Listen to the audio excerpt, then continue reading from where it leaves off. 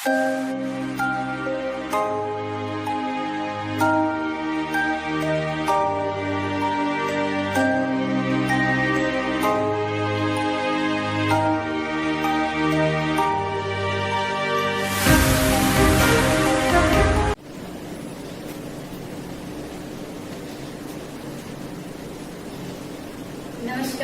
मैं Poonam Prajapat SKG school से। जैसे कि अभी अपन सभी ऑनलाइन क्लासेस में पढ़ रहे हैं, तो आज अपन कक्षा 10वीं का जो चैप्टर अपना 5वां चल रहा था हमने क्षार व लवण, उसी के आज अंतिम जो लास्ट टॉपिक है आपका उस तक पहुंच गए हैं। आज आपका चैप्टर खत्म होने वाला है। तो आप सब बच्चों से यही उम्मीद है, अपेक्षा भी हम यही रखते हैं कि आप पीछे के सारे वीडियोज जो हैं वो देखते हुए आ रहे होंगे, तभी आपको ये पूरा चैप्टर समझ में आएगा बच्चों। और जो हम लोग आपको भी ऑनलाइन पढ़ा रहे हैं बिल्कुल टॉपिक से ही पढ़ा रहे हैं, मतलब कि पहला दूसरा तीसरा जो आपका पार्ट चल रहा है वो वीडियोज में जो आ रहा है वो कंटिन्यू चल रहा है, पूरा चैप्टर क्लियर हो रहा है। इसमें पहला चैप्टर जो आप 5 चैप्टर देखेंगे तो पहला जो वीडियो है उससे सेकेंड वीडियो उसके आगे का टॉपिक मिलेगा आपको, है ना। तो रेगुलर अपने वीडियोज चल रहे हैं, तो आज आप लास्ट टॉपिक है अपना 5 चैप्टर कंप्लीट हो जाएगा। तो पीछे अपने पीएच के बारे में पढ़ा, फिर पीएच के उपयोग दैनिक जीवन में पढ़े और अन्य कुछ यूनिट थे उनके भी उपयोग अपने दैनिक जीवन में पढ़ लिए थे। उसके बाद अगला एक टॉपिक है जो प्लास्टर ऑफ पेरिस का है। प्लास्टर ऑफ पेरिस का जो उपयोग है जो दैनिक जीवन में है वो जनरली बहुत ही यूज किया जाता है। जैसे कि बहुत ज्यादा एक्सीडेंट कहीं हो जाता है, किसी की हड्डी कहीं फ्रैक्चर हो जाती है, टूट जाती है, तो उसको अपन क्या करते हैं, बल्कि पक्का पट्टा बनवाना है ना। तो वो क्या है, वो प्लास्टर ऑफ पेरिस का ही पट्टा बनाया है ना। इसके अंदर पानी मिला तो वो जिसम बहुत ज्यादा टाइट कठोर हो जाता है, जिससे वो क्या होता है हड्डी बिल्कुल वहीं पर जहाँ टूटी है वहीं पे ज्वाइंट करवा करके उसको प्लास्टर कर देते हैं, तो वहीं से जुड़ जाती है क्योंकि वो बहुत ज्यादा टाइट हो जाती है, इसलिए इसका यूज किया जाता है। तो आज अपन वही शुरू करेंगे बेटा कि प्लास्टर ऑफ पेरिस का, उसके बाद में साबुन और अपमार्जक का टॉपिक कंसर्न करेंगे। तो सबसे पहले तो हम लिखेंगे प्लास्टर ऑफ पेरिस का दैनिक जीवन में उपयोग। प्लास्टर ऑफ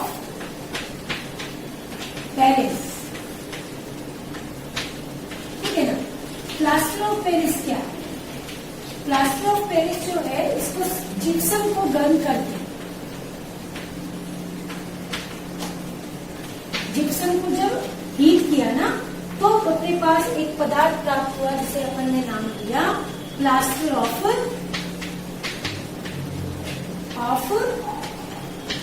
पेरिस, ठीक है। सबसे पहले इसको फ्रांस के अंदर, फ्रांस की जो राजधानी है पेरिस, वहां से इसको फॉर्मेशन दिया गया था, यानी निर्माण इसका वहां पर किया गया था। तो उसी के आधार पर उसको कोरिलेट करते हुए इसका नाम क्या दिया गया ना, प्लास्टर ऑफ पेरिस, राइट।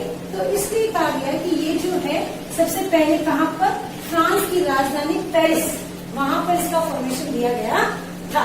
अब ये बनता कैसे है, केमिकल रिएक्शन इसकी क्या होती है, उनको कंसर्न करते हैं थोड़ा सा, ये किस तरह से बनाए जाते हैं। तो सबसे पहले अपन देखेंगे कि अपने पास प्लास्टर ऑफ पेरिस जो है वो कैसे बनता है। तो जिप्सम को हीट करने से बनता है। तो जिप्सम का फॉर्मूला क्या होता है, तो जिप्सम का फॉर्मूला होता है Ca कैल्शियम CaSO4 .2H2। इसको जब आप 393 केल्विन टेम्परेचर पर हीट करेंगे, हीट का सिंबल है, गर्म करने का सिंबल है, करते हैं तो ये अपने अणुओं में टूट जाता है। इसमें उपस्थित क्रिस्टलन जब उड़ जाता है तो बन जाता है CaSO4 .half H2O। ये क्या है आपका POP, प्लास्टर ऑफ पेरिस का फॉर्मेशन। साथ में क्या निकल जाता है 3H2O। यहाँ पर इसके दो बनेंगे, यहाँ पर ये दो, तो ये बन जाता है क्या 3H2O, शेष बच जाता है। इसलिए ध्यान करेंगे कि अपन जब भी इसकी बात करेंगे तो ये दो मोल हो गए ना, तो आधा आधा एक, तो एक H2O निकल गया है। कितने H2O के, दो मोल, ये कितने बचे, दो में 4, तो एक निकल गया, कितना बचा 3, तो 3 H2O के मोलिक्यूल बच जाते हैं। ये है आपका क्या PO। अब प्लास्टर ऑफ पेरिस को भी आप CaSO4.12H2O वो यदि आप पूरी तरह से और हीट करते, थोड़ा अधिक आप हीट करते हैं, 15-20 मिनट तक और अधिक हीट करते हैं, अधिक गर्म करने पर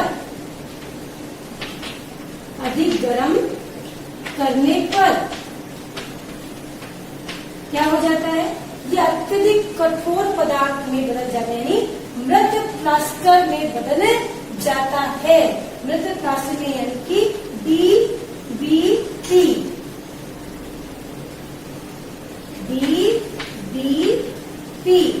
डेड यानी मृत, बर्न प्लास्टर, ठीक है ना, DBP में बदल जाता है, यानी कि मृत क्या, बर्न यानी कि ज्वलंत प्लास्टर में बदल जाता है।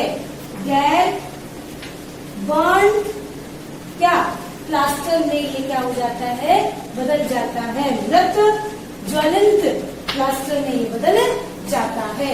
ये किसका फॉर्मेशन दे दिया आपने, POP को जब अत्यधिक क्या किया जाता है, गर्म किया जाता है, तो ये इसमें बदल जाता है। तो ध्यान करेंगे आप कि POP से अत्यधिक गर्म करने पे DBP, कई बार फुल फॉर्म पूछ लेते हैं, तो POP तो आजकल जो सबको पता है, प्लास्टर ऑफ पेरिस पर DBP क्या है, तो डेड बर्न प्लास्टर कहा जाता है, किसको, प्लास्टर ऑफ पेरिस को अत्यधिक गर्म किया जाता है। अब जब प्लास्टर ऑफ पेरिस को गर्म किया जाता है, तो वैसे ही यदि आप क्या करें, प्लास्टर ऑफ पेरिस में पानी मिला दें, क्या करते हैं, पानी यानी जल का अणु मिला दिया जाता है, तो वो किस में बदल जाता है, अत्यधिक कठोर पदार्थ क्या, जिप्सम में बदल जाता है। यानी कि जब आप कैल्शियम सल्फेट के अंदर क्या कर देते हैं, अत्यधिक जल मिला देते हैं, जल का अणु जोड़ देते हैं या जल इसके अंदर मिला देते हैं, तो क्या बन जाता है, CaSO4.2H2O। आप इसको ऐसे भी कर सकते हैं, CaSO4.12H2O प्लस 1N4H2O, यानी जल का अणु आपने इसमें ऐड किया है, तो क्या बन जाता है, जिप्सम तैयार हो जाता है। इसमें तो क्या होता है, जल मिलाने पर जिप्सम प्राप्त हो जाता है।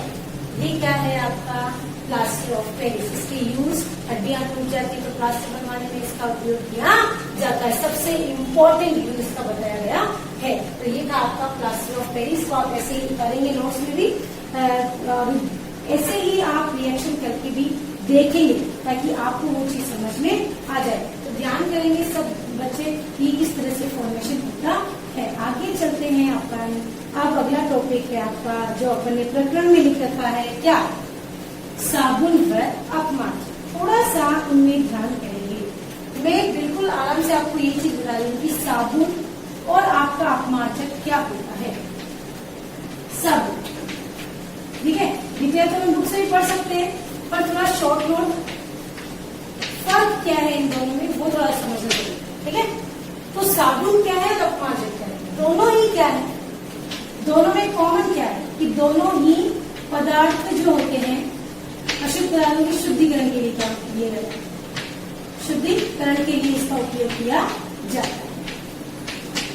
पदार्थ के शुद्धिकरण के लिए इसका उपयोग किया जाता है। अशुद्धियां हटाने के लिए, जितना युक्त अशुद्धियां होती है उनको हटाने के लिए काम लिया जाता है। अब साबुन क्या है, साबुन जो है वह पदार्थ, कोई भी वसा अम्ल जो है ना आपके, ये वसा अम्ल जो किससे बने हैं, कार्बन 12 से कार्बन 18, कार्बन 12 से कार्बन 18 की लंबी श्रृंखला वाले वसीय जो अम्ल है, उनके वसीय अम्ल जैसे कौन कौन से अम्ल, पामीतिक अम्ल, स्टीयरेट, ठीक है ना, या ऑलिक अम्ल, ऑलिक अम्ल, स्टीयरिक भी बोल सकते हैं आप इसको, स्टीयरिक या स्टीयरेट, ठीक है ना, स्टीयरिक अम्ल। ये तीनों एसिड जो हैं, इन एसिड्स के 16 पोटेशियम लवण होते हैं। साबुन क्या है? साबुन कार्बन 12 से कार्बन 18 तक की लंबी श्रृंखला वाले वसीय अम्ल जैसे पामिटिक अम्ल, स्टीयरिक अम्ल, ऑलिक अम्ल के सोडियम तथा पोटेशियम लवण होते हैं। वहीं अपन अपमार्जक की बात करें तो कम लंबी श्रृंखला वाले नहीं, लंबी श्रृंखला तो लंबी है पर कम शाखित है।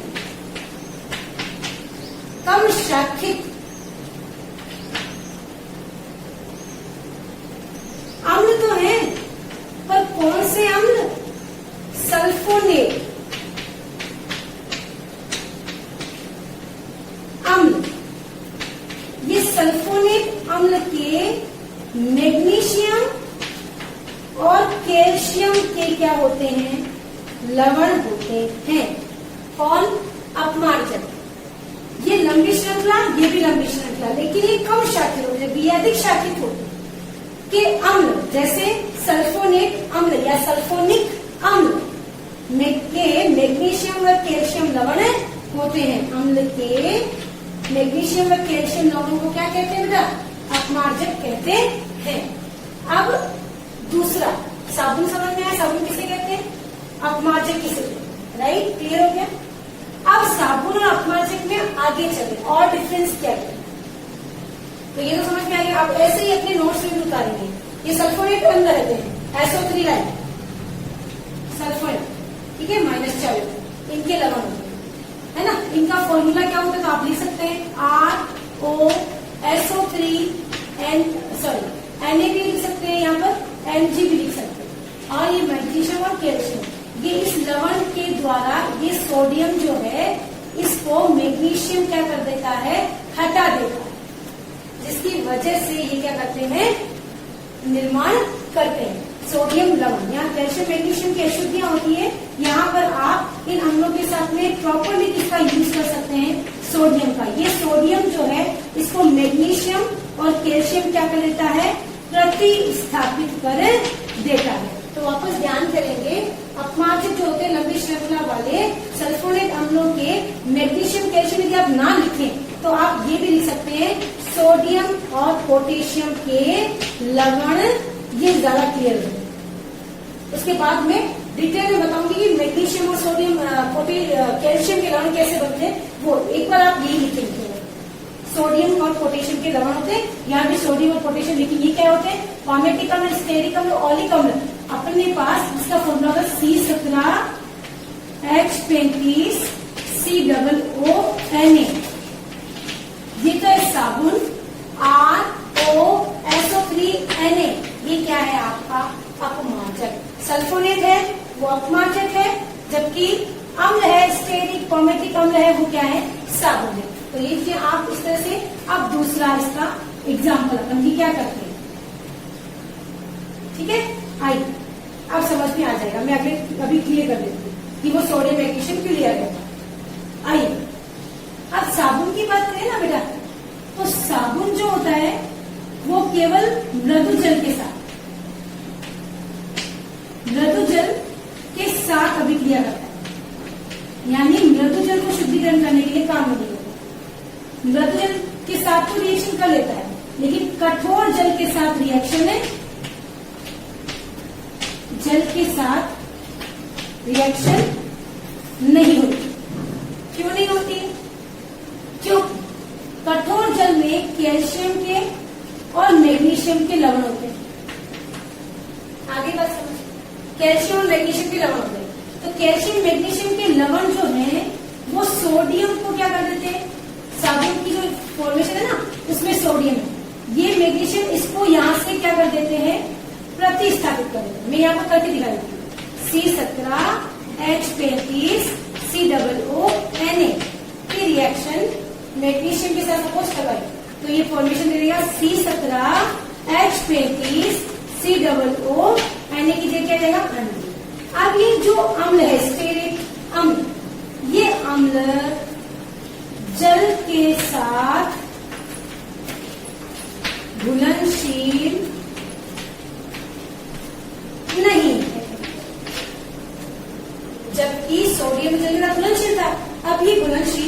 नहीं है। इसलिए इनका उपयोग, इस साबुन का उपयोग जल, कठोर जल के शुद्धिकरण में किया नहीं जाता। ये अघुलनशील है, घुलनशील नहीं है, ये ध्यान रखिएगा आप। इसलिए क्योंकि ये सोडियम मैग्नीशियम के लवण जब जुड़ जाते हैं तो ये कठोर जल के साथ क्या नहीं होते, घुलते नहीं है। ये अम्ल है, इसकी अम्ल जो उसकी वजह से ये नहीं घुलते। वहीं अपन चलेंगे जब अपमार्जक में तो उसकी अलग डेफिनेशन है।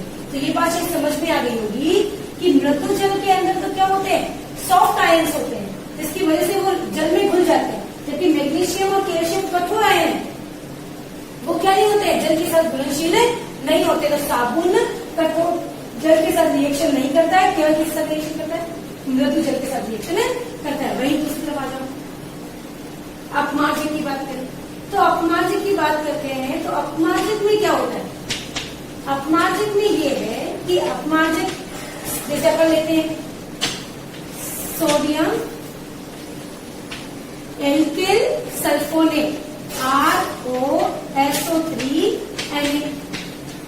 सोडियम एल्किल सल्फोनेट, है ना। अब आते हैं सल्फेट, सोडियम एल्किल सल्फेट, ठीक है। दूसरा होता है RC6H5SO3 सोडियम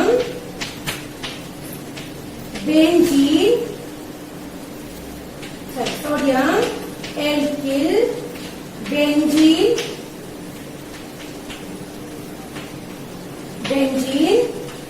सल्फोनेट। ये दोनों अपमार्जक हैं, ये मृदु जल और कठोर जल दोनों में क्रिया करते हैं। क्यों? क्योंकि जब इसकी रिएक्शन कठोर जल के साथ करवाई जाती है, कठोर आयनों के साथ करवाई जाती है, तो बनने वाला जो अपमार्जक है वो कठोर जल में घुलनशील है, जिसके कारण कठोर जल में अशुद्धियां जो उपस्थित होती है उनको क्या कर देता है, वो हटा देता है।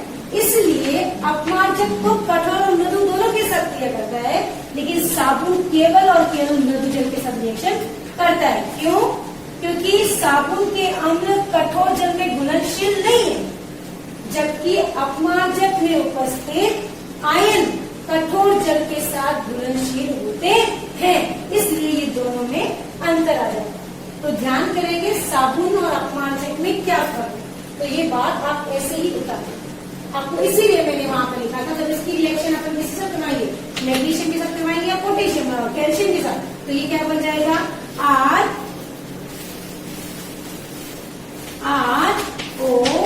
ROSO3 बन गया ना। किसका लवण बन गया, ये मैग्नीशियम का लवण, यहाँ कैल्शियम भी लाया जा सकता है। तो ये अपमार्जक के लवण है। बात समझ में आ गई होगी, सबको क्लियर हो गई होगी। इसीलिए पहले ये बात, इसके बाद में वापस उसको करेक्शन दिया ताकि आपको ये मैं अच्छे से डिटेल में समझा सकूं, क्लियर हो सके। ये बात आपकी समझ में आ गई होगी। ये अपमार्जक हो गए और ये हो गए साबुन। साबुन और अपमार्जक आपको समझ में आ गया होगा। अब आगे चलते हैं बेटा, साबुन और अपमार्जक दोनों ही क्या है, अशुद्धियों को हटाने के लिए इनका उपयोग किया जाता है। किसका, साबुन और अपमार्जक का। तो साबुन और अपमार्जक जो है ये जब क्रिया करेंगे तो उस समय अशुद्धियों को निकालने के लिए ये एक मिसेल का निर्माण करते हैं। तो अपन लिखते हैं कि साबुन तथा अपमार्जक द्वारा मिसेल का निर्माण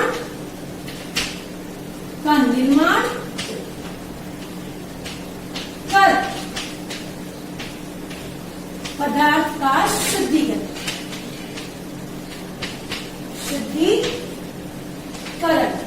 राइट। अपने को ये बात समझ में आ जानी चाहिए कि ये क्या कह रहे हैं। यानी साबुन और पानी किसी को भी ले सकते हैं। वो क्या कर सकते हैं, किसी भी पानी में, अशुद्ध पानी में आपने मिलाया चाहे साबुन हो चाहे अपमार्जक को, वो उस पदार्थ को क्या कर देता है, शुद्ध कर देता है। पर आजकल अपमार्जक ज्यादा यूज में लेते हैं क्योंकि वो कठोर और मृदु दोनों ही जल में क्या करते हैं, क्रिया करते हैं। तो साबुन, सबसे पहले अपन यह बात करते हैं साबुन क्या है, सोडियम पोटेशियम स्टीयरिक आयन के लवण है। तो सबसे पहले अपने को ये देखना है कि ये बनते कैसे। तो साबुन लिख दिया आपने, साबुन क्या है ना। अब अपने को बताना चाहिए साबुन क्या है। साबुन क्या है, वसीय अम्ल जो है आपके, है ना, वसीय अम्ल की क्रिया जब सोडियम हाइड्रोक्साइड और पोटेशियम हाइड्रोक्साइड के साथ करवाई जाती है तो बनने वाला पदार्थ क्या होता है, साबुन। क्या होता है बनने वाला पदार्थ, साबुन। अर्थात वसीय अम्ल के अंदर NaOH मिलाकर साबुन प्राप्त किया जाता है तथा इस प्रकार साबुन प्राप्त करने की क्रिया क्या कहलाती है, साबुनीकरण कहलाती है। क्या कहलाती है, साबुनीकरण। वसीय अम्ल में NaOH मिलाकर जो पदार्थ बनता है उसे साबुन, और इस मैकेनिज्म को क्या कहते हैं बेटा, साबुनीकरण कहा जाता है। मैं आपको इसकी रिएक्शन लिख के दिखाती हूँ। CH2 C double bond O OH, CH C double bond O OH, CH2 C double bond O OH, यह है वसीय अम्ल। इस वसीय अम्ल के साथ 3NaOH लगा दिया। अब अपनी रिएक्शन यहाँ OH के लिए R,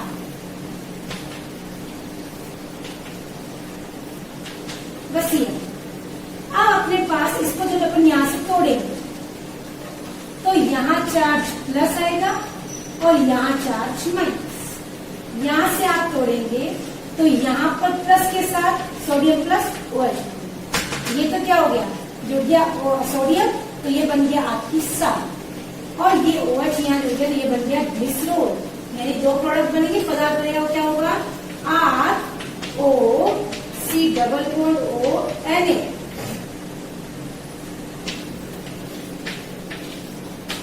आगे बात समझ में। तो ये तो है आपकी क्या, सोडियम लवण। अब आ गया दूसरी बात आपके पास आ गई, R, ये तो कितने मोल बन गए, 3 मोल। साथ में क्या बना, CH2 CH CH2, यहाँ जुड़ गए क्या, OH।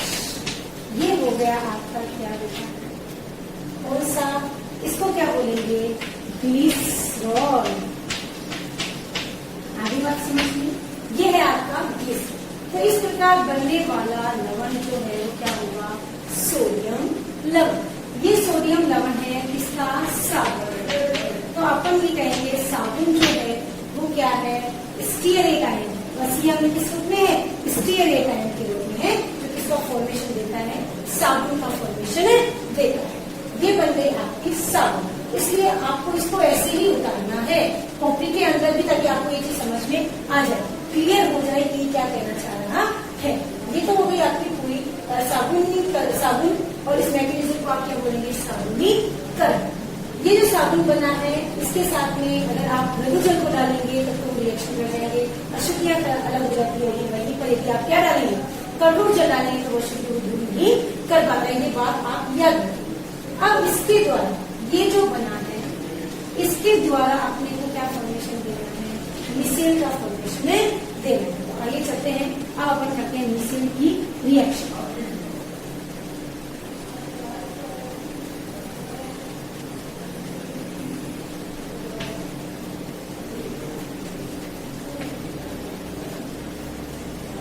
अब आगे चलते हैं, अपन देखते हैं कि अब वही अगला टॉपिक शुरू करते हैं कि इसके अंदर कैसे फॉर्मेशन हुआ है। तो वसीय अम्ल का तो हो गया। अब अपन चलते हैं साबुन के बाद में मिसेल फॉर्मेशन। साबुन के अंदर कैसा फॉर्मेशन देखेंगे, मिसेल का। अब मिसेल कैसे बनता है, मिसेल है ना, तो अपन साबुन से मिसेल बनाएंगे, ठीक है। किससे बनाएंगे मिसेल, साबुन से। तो अब इसमें अंदर अपन देखते हैं कि साबुन जो मिसेल बना रहा है उसके अंदर आपका जो टॉपिक है वो क्या है। तो सबसे पहले अपने को पता होना चाहिए कि साबुन क्या है। तो अपन पीछे पढ़ के आए, आपको ये दिक्कत है ही नहीं कि साबुन और मिसेल में क्या फर्क।